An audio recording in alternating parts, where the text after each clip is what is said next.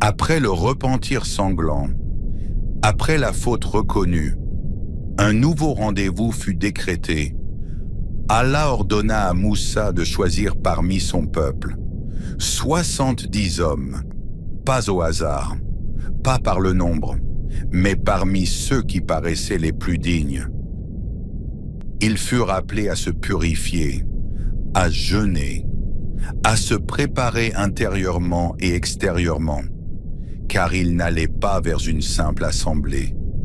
Ils allaient vers un rendez-vous fixé par Allah. Le chemin était long, le silence pesait, et chaque pas les rapprochait d'un lieu où la parole humaine devait se faire humble.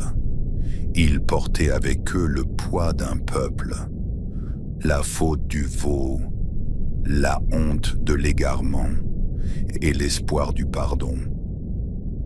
Arrivés au lieu du rendez-vous, leur cœur tremblait plus que leur corps. Moussa se tint devant son Seigneur et implora pour eux avec crainte et sincérité. Mais tous n'étaient pas égaux dans leurs intentions et tous n'avaient pas appris de l'épreuve passée. Alors, le sol se mit à trembler. واختار موسى قومه 70 رجلا لميقاتنا فلما أخذتهم الرجفة قال رب لو شئت أهلكتهم من قبل وإياي أتهلكنا بما فعل السفهاء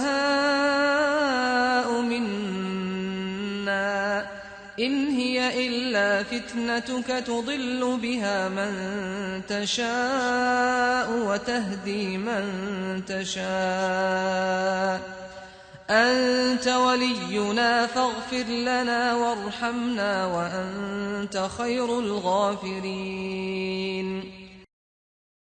Ils avaient entendu des paroles qu'aucune créature ne peut produire. Leur cœur aurait dû se briser d'humilité. Mais certains cœurs ne s'apaisent pas avec la preuve. Ils réclament autre chose. Toujours plus. Alors, dans ce lieu sacré, ils dirent à Moussa, sans trembler, « Ô Moussa, nous ne croirons pas en toi tant que nous ne verrons pas Allah clairement. » Comme si la vérité dépendait de leurs conditions. Comme si la foi était une négociation. Ce n'était pas une simple question. C'était une limite posée à la révélation. Une audace envers Allah et envers son prophète.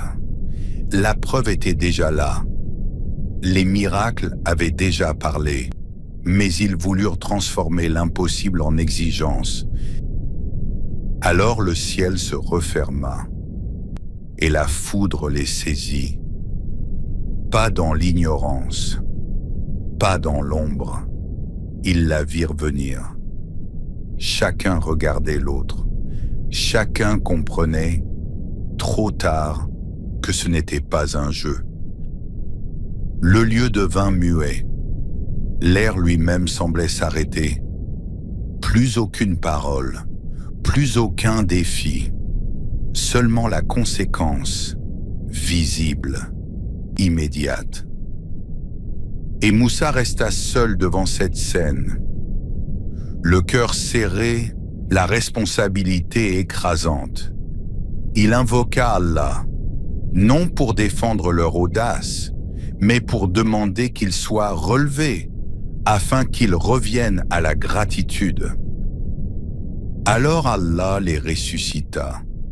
Comme un rappel, la puissance appartient à Allah et la miséricorde appartient à Allah. Et si la vie leur fut rendue, ce n'était pas un dû, c'était une seconde chance.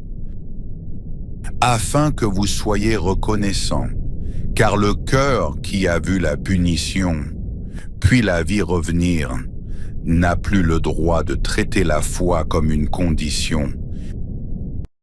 وَإِذْ قُلْتُمْ يَا مُوسَىٰ لَن نُّؤْمِنَ لَكَ حَتَّىٰ نرى الله جهرة فأخذتكم الصاعقة وأنتم تنظرون ثم بعثناكم من بعد موتكم لعلكم تشكرون. La montagne se dressait, immobile. Le silence pesait encore après la foudre et la secousse. Moussa s'avança.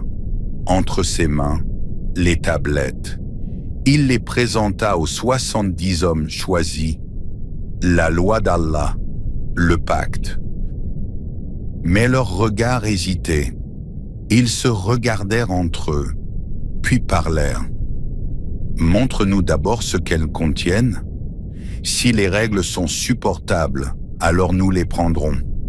Le doute s'était glissé, même après tout ce qu'ils avaient vu. Moussa répondit avec fermeté, « Prenez-les comme elles sont. » Ils refusèrent encore.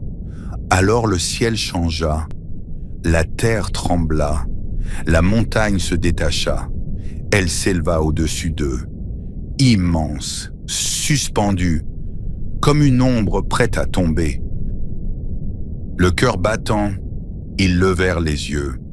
La mort semblait suspendue dans l'air. Alors Moussa parla, « Voici l'ordre de votre Seigneur.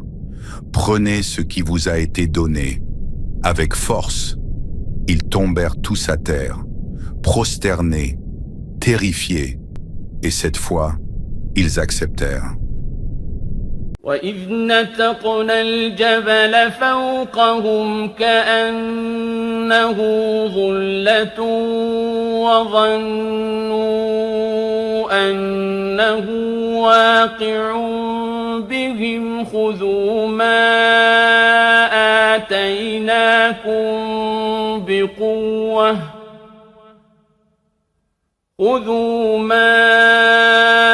آتيناكم بقوة واذكروا ما فيه لعلكم تتقون. La montagne fut retirée, le pacte fut scellé, mais Allah ne leur demanda pas seulement d'accepter la loi, une nouvelle épreuve les attendait, une terre promise, une terre qu'il fallait maintenant oser conquérir.